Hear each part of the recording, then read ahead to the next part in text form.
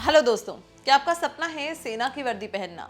क्या आप देश की सेवा बॉर्डर पर खड़े होकर करना चाहते हैं? अगर आपने 12th पास कर लिया है या फिर इस साल देने वाले हैं तो डिफेंस सेक्टर आपके लिए बेस्ट करियर ऑप्शन हो सकता है।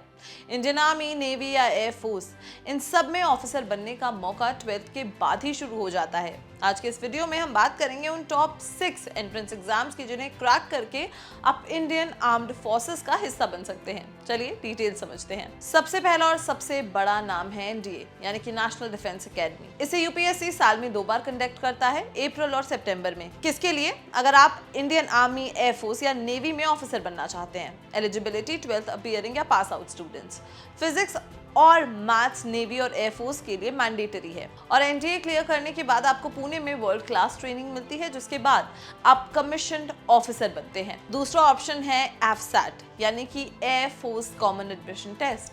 अगर आप एज अ फ्लाइंग ऑफिसर आसमान की बुलंदियों को छूना चाहते हैं तो ये एग्जाम आपके लिए है। पोस्ट की अगर बात करें तो flying branch, ground duty, technical और नॉन टेक्निकल स्केड्यूल। ये एग्जाम हर साल फरवरी और अगस्त में होता है। एफसैट पास करने के बाद आपका एसएसबी इंटरव्यू और मेडिकल टेस्ट होता है जो काफी रिग्रेस होता है, लेकिन रिवॉर्ड भी उतना ही बड़ा है। नेवी में करियर बनाने के लिए आईनेट एक बेहतरीन गेटवे है। इंडियन नेवी इसे 2 बार साल में कंडक्ट करवाता है। मई और अक्टूबर में ये एग्जाम होता है।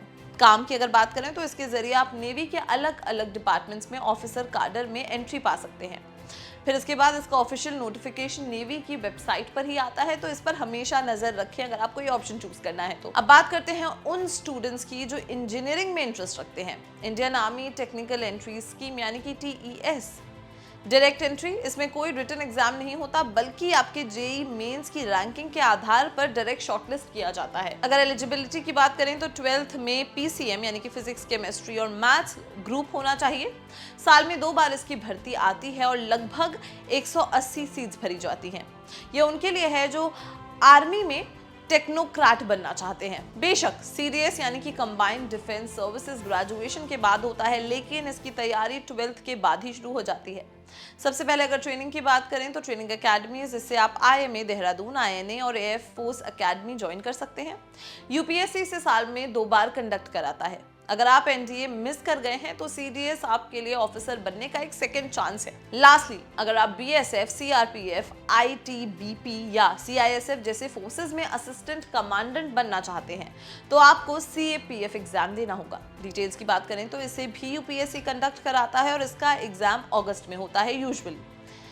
इसके लिए भी ग्रेजुएशन की जरूरत है, लेकिन इसका मेंटल और फिजिकल लेवल एनडीए जैसा ही होता है, इसलिए 12th के बाद से ही फाउंडेशन बनाना जरूरी है। तो दोस्तों, वर्दी पहनना सिर्फ एक नौकरी नहीं, एक जज्बा है। चाहे आप एनडीए चूज करें या टीईएस, मेहनत और डिसिप्लिन ही आपको कामयाबी दिलाएगी। आप इनमें से किस एग्जाम की तैयारी कर रहे हैं हमें कमेंट सेक्शन में जरूर बताएं, और अगर ये वीडियो पसंद आई हो इसे लाइक और शेयर करना बिल्कुल भी ना भूलें और देखते रहें जागरण जोश।